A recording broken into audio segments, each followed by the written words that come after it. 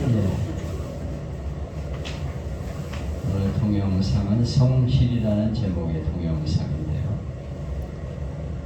기업은행에 운전기사로 들어가서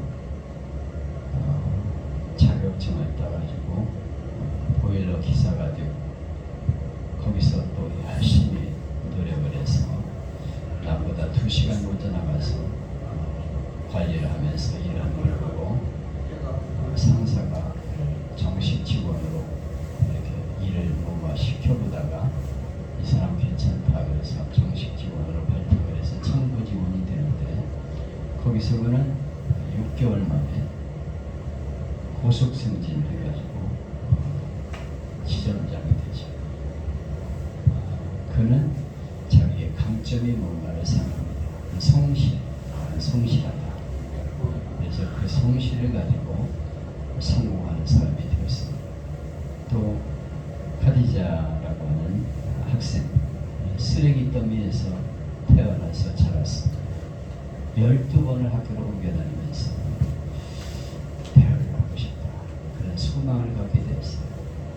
나의 강점이 뭘까? 쓰레기 더미. 거기에 많은 책들이 있지, 신문지가 있지. 그걸 읽기 시작을 합니다. 4시에 일어나서 하루에 책 5권씩을 읽었다는 거죠. 그리고 마침내 그는 4.0 평균 학점으로 20개 대학에 합격을 하게 되고 하버드대 창학생으로 들어갑니다. 선생님의 추천이 놀랍죠. 이 학생을 뽑지 않는다면 그것은 실수하는 거다 하면서 추천을 했어요.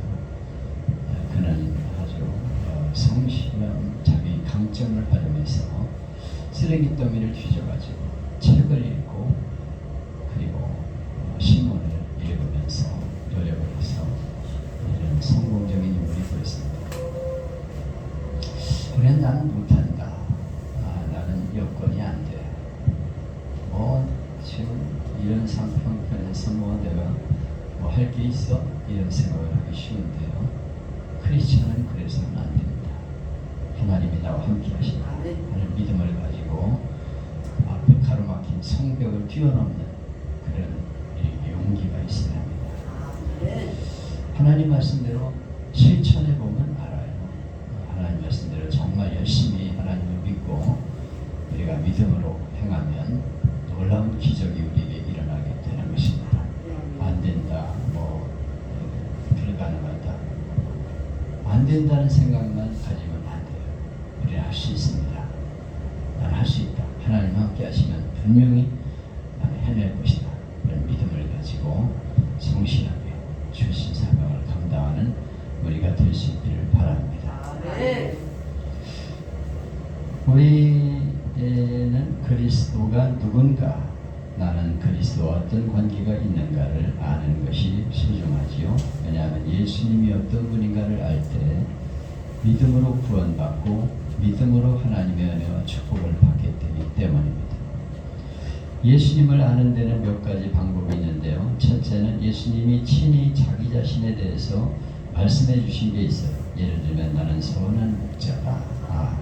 예수님 우리를 선한 길로 인도하시는 목자가 되시는구나. 나는 주님의 양이구나. 나는 포도나무다. 내게 붙어있는 가지마다 열매를 맺는다.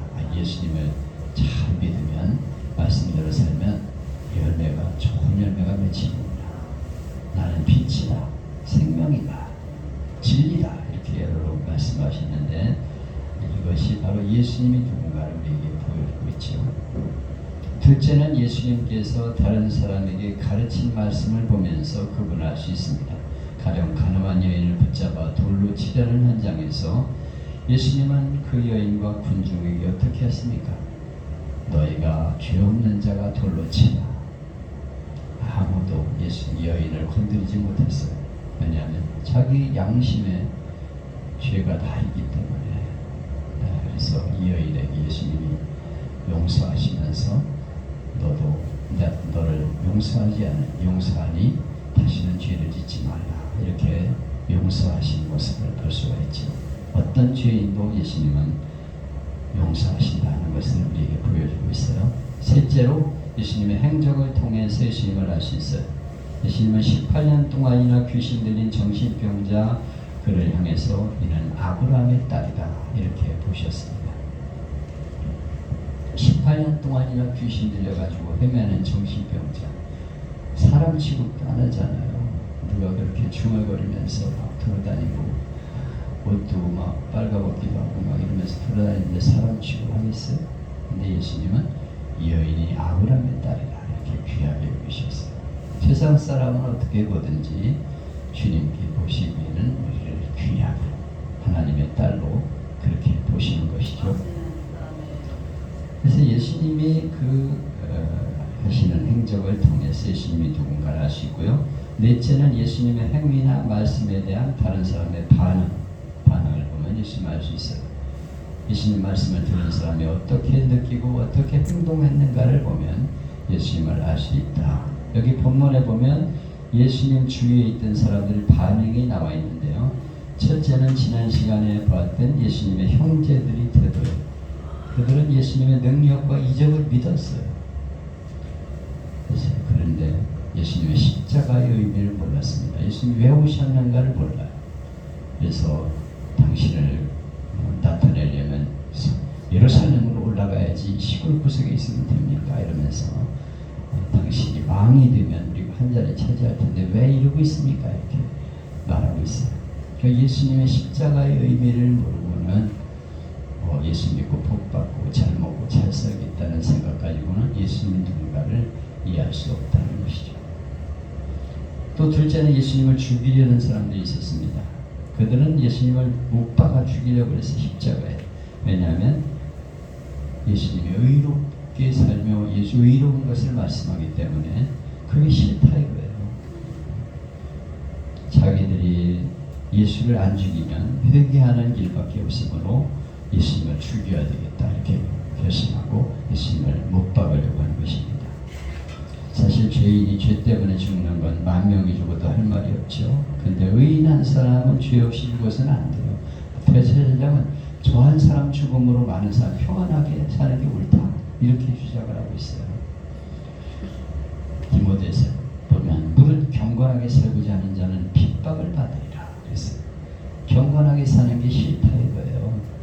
네가 그렇게 회사에 와가지고 예수 믿는다 그러면서 요령 좀 부리고 살지 그렇게 네가 정직하게 하면 안 된다 그러면서 핍박을 합니다. 그래서 예수님을 죽이려고 덤벼든 사람이 있었죠. 셋째는 예수님을 이상하게 여기는 사람들. 여기 유대인들이 기이 여겨 이르되 이 사람은 배우지 아니할거늘 어떻게 글을 아느냐. 예수님이 뭐 배운 게 없잖아요. 목수의 아들로서 베들레헴에서 나사렛에서 이렇게 자랐는데 예수님이 어떻게 글을 아냐 이거요. 그 가르침을 보니까 이건 뭐 엄청난 말씀을 하는 거예요. 그래서 아니 이 사람이 배운 게 없는데 어떻게 글을 아냐 이렇게 이상하게 여겼다. 거기까지예요. 그들은 알기는 알았는데 따르지를 않습니다. 이것이 지성인들의 결정적인 약점입니다. 그래서 누가 비유하기를 이런 지성인들은 길거리에 서 있는 이정표와 같다. 이쪽으로 가라고 방향을 표시하고 다른 사람은 보내면서 자기는 안 간다는 거예요. 그래서 옳은 길인 건 아는데 나는 그렇게 못 산다. 그래서 지성인들이 이렇게 예수님을 이상하게 여기면서 예수님을 따르지는 않았다는 거예요. 오늘도 성경을 보면 예수님 가르치면 좋은데 내가 그대로 못 삽니다. 어떻게 그렇게 살아서 인생이 왜 되겠습니까? 이러면서 말하는 사람들이 있어요. 넷째는 군중들인데요. 12절에 보면 예수에 대해 수군거렸다.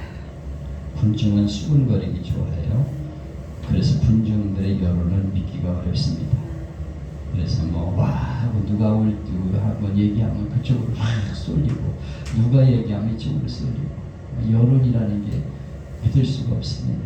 그래서 막 이래가지고 나쁘다 그러면 돌팔 매질하고 없는 죄도 만들어내고 막 이러면서 이렇게 되지요. 우리가 신앙생활할 적에도 그 마찬가지. 이 사람들이 예수님은 좋은 사람이다, 나쁜 사람이다, 현혹해 하는 사람이다, 선한 사람이다 이렇게 토론을 하면서 예수님을 따르지 않았어요. 예수님 때 동방 박사들이 예수님 태어났을 때 예루살렘에 들려서 유대인의 왕이 어디서 태어났냐, 그러니까 서기관들이 베들레헴이니이다 이러면서도 아무도 가서 경배를 하지 않아요. 알기는 아는데 안 따라.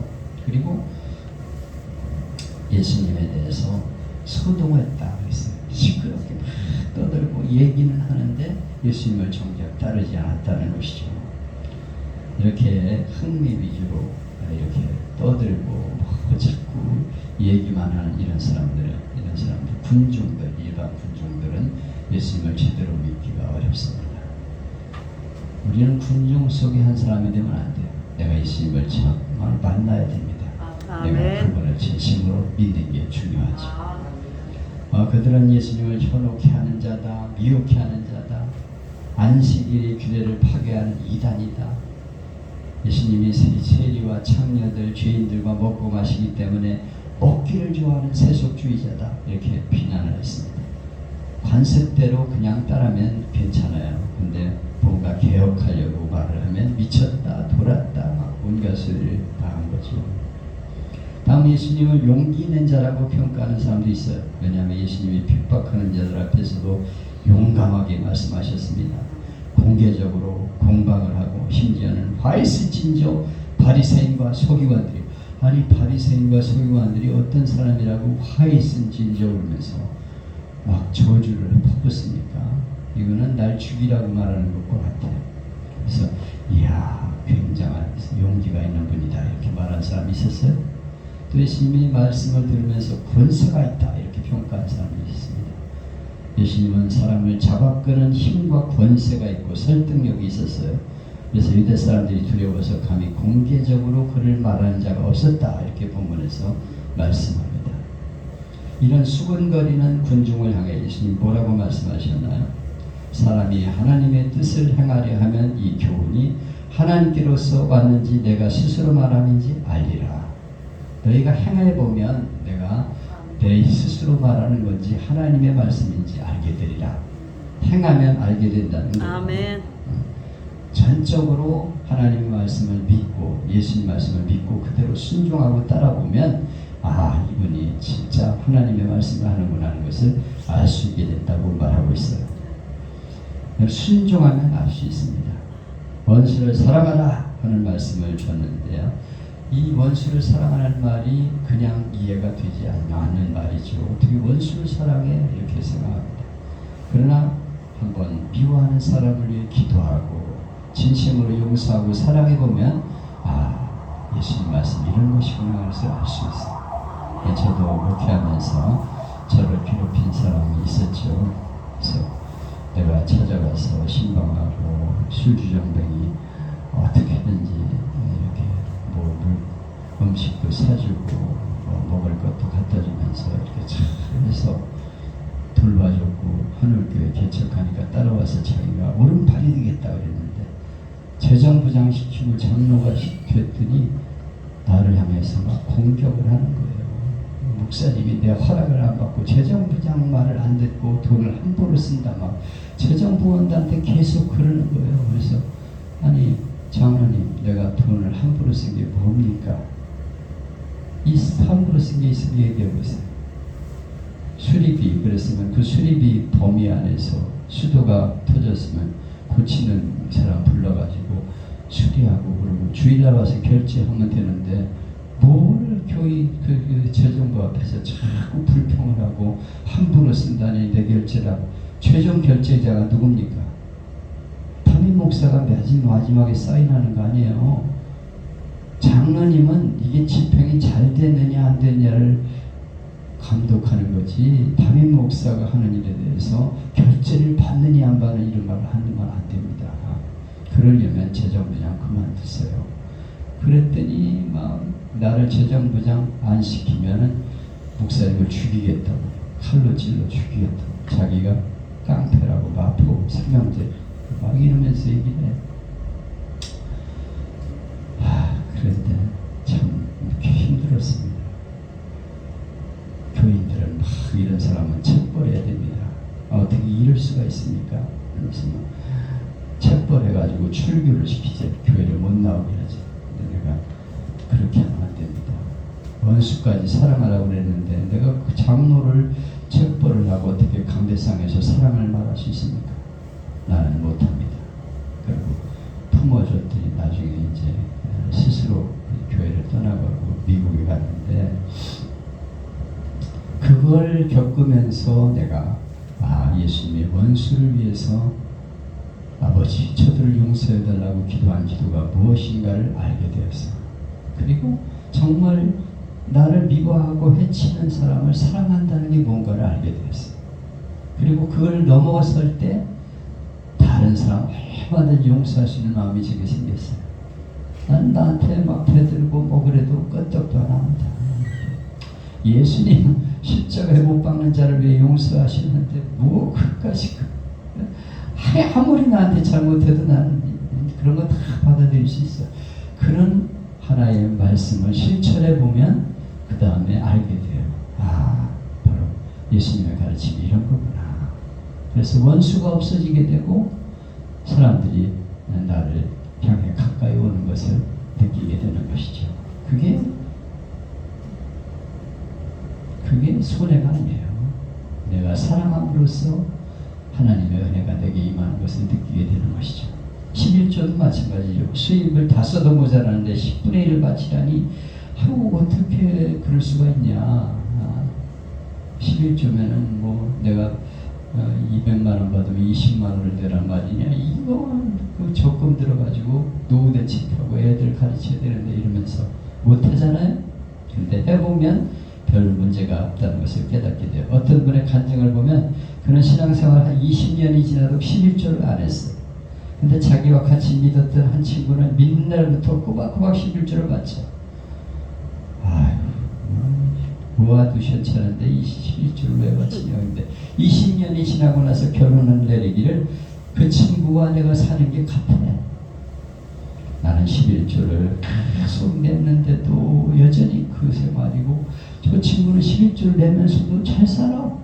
그래가지고 나만 소리다구나 하는 것을 깨닫게 되었다는 거예요.